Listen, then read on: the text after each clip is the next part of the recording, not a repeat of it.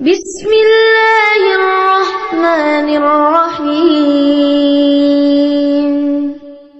تبارك الذي بيده الملك وهو على كل شيء قدير الذي خلق الموت والحياة ليبلوكم أيكم أحسن عملا وهو العزيز الغفور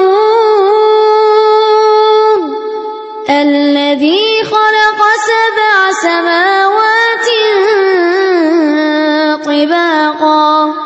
ما ترى في خلق الرحمن من